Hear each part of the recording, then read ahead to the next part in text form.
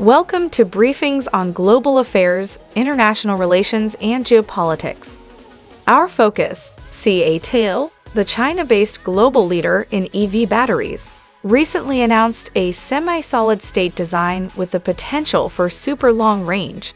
Let's get going. Electric vehicles are gaining market share in technology. Some potentially important developments can pass without notice or explanation in the subsequent blizzard of papers and corporate pronouncements. Try this. Last month, CATL, the world's largest EV battery manufacturer, announced a next-generation battery with an energy density of up to 500 watt-hours per kilogram, roughly double that of the current market leaders. This will allow for longer range between recharges. This semi-solid-state architecture is one reason it can carry so much energy. More on that later. I usually see announcements like this with imprecise timetables or several years distant. Thus, CATL's Shanghai Auto Show announcement that this battery would go into mass production this year was noteworthy. The business stated the battery was safe and had adequate energy density to work in aircraft as well as electric automobiles and trucks. The company said it is developing electric passenger aircraft with partners and practicing aviation-level standards and testing in accordance with aviation-grade safety and quality requirements. No one else sends climate news to your inbox. Our daily or weekly overview of the web's top headlines and original stories provide the complete story for free. BMW, General Motors, Tesla, and Volkswagen have used CATL or Contemporary Amperex Technology Co. Limited batteries.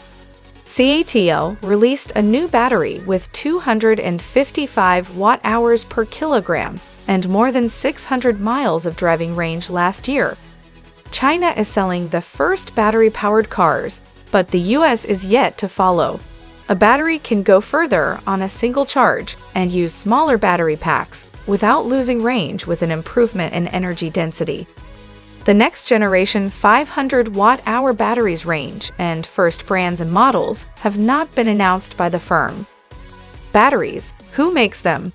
I contacted Argonne National Laboratory's Venkat Srinivasan in Chicago to help me understand CATL's language. He is a battery scientist and director of the Argonne Collaborative Center for Energy Storage Science. Answers to questions. Semi-solid-state batteries. What are they? Srinivasan called the battery a hybrid. So what it means is that it's got a solid, but it also has a liquid. The electrolyte through which lithium ions move, either solid or liquid. Because solid-state batteries have higher energy density than liquid or gel batteries, companies are developing them. Today's lithium-ion batteries use liquid or gel electrolytes. Therefore, this is a change. The anode, which is negatively charged while discharging, of a semi-solid-state battery usually has a solid electrolyte, whereas the cathode, which is positively charged, usually has a liquid or gel. Based on its technical presentations, QuantumScape, a battery manufacturing startup in San Jose, California, uses a semi-solid-state architecture. Design descriptions vary by company. QuantumScape doesn't utilize the phrase semi-solid-state for its battery, which can hide major variances in materials and designs. Condensed matter batteries, what are they?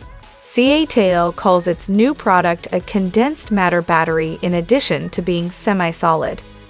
Srinivasan responded, "I have no idea what that is." He speculated that the word may refer to battery branding rather than design. "We often think branding is a scientific concept," he remarked. "It can also be branding. It's okay, that's what companies do." How does EV adoption relate to this battery news? EVs with longer ranges should come from batteries with higher energy density. Some designs use cheaper materials than lithium-ion batteries, so EV prices may be lower. Even without these better and cheaper batteries, EV sales are rising. Cox Automotive reported a 45% increase in U.S. EV sales in the first quarter. EV sales hit 7.2%, a record. Srinivasan called the EV sales growth curve the hockey stick. It's moving quicker than we can imagine. Since transportation emits the most greenhouse gases in the U.S., expansion is positive for the climate. EVs' biggest challenges become more urgent as they develop. Companies and governments know they need to create public charging infrastructure. This is pricey and difficult. Mining and battery waste concerns harm the environment during battery and EV production. It's expensive and complex for companies and governments to lessen the detrimental impacts. EVs have several drawbacks, and that's just the beginning. Award-winning climate journalism is free and ad-supported by ICN. Reader donations keep us operating. 5 years ago, experts predicted that the shift to EVs would reach a tipping point in the late 2020s or early 2030s. Automakers' actions and global economic powers policy changes have accelerated this timeline. What's the cost? I don't know, but it's evident that we're near to a day when new car purchasers choose EVs over internal combustion engines. Energy transition stories to watch this week. The Biden administration launches a $11 billion program to electrify rural America.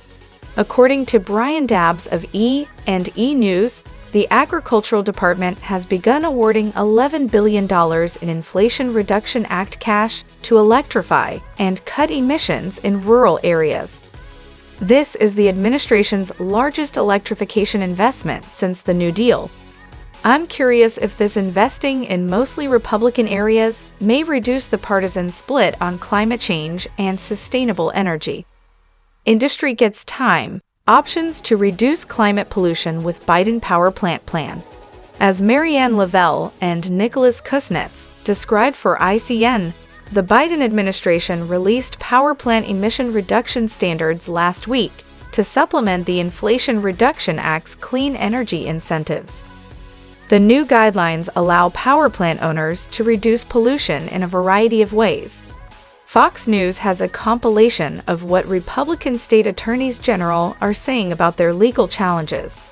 IRS releases rules to qualify for domestic content tax credits. Emma Penrod of Utility Dive says that the IRS has provided clarification on how it qualifies materials made in the U.S. for Inflation Reduction Act tax credits. Solar panels are deemed manufactured products and eligible for credits if at least 40% of their components are made in the U.S., according to the guidance. Solar energy business groups applauded the recommendations.